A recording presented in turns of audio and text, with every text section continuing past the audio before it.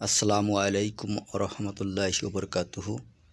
আমি আলহাজ মোহাম্মদ মাসুদ পারভেজ, চেয়ারম্যান জাতীয় মানব কল্যাণ ফ্রাম, staff reporters, দৈনিক ফলাফল, জাতীয় শ্রমিক পার্টির কেন্দ্রীয় কমিটির যুগ্ম সাধারণ সম্পাদক।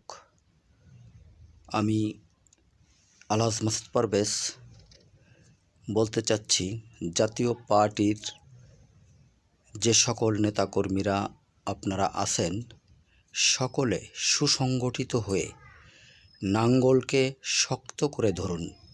নাঙ্গলে মঙ্গল এই মুহূর্তে দরকার। জাতীয় পার্টির সরকার, পরিবর্তনের জন্য জাতীয় পার্টি।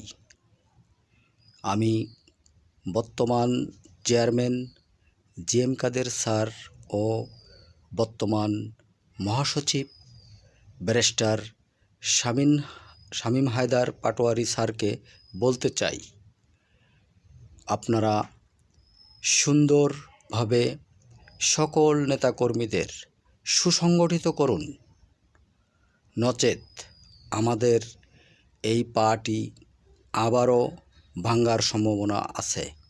বিশেষ করে বলতে চাই, জাতীয় শ্রমিক পার্টির যে সকল নেতাকর্মীরা ছড়িয়ে ছিটে আছে, সকলকে সুসংগঠিত করুন।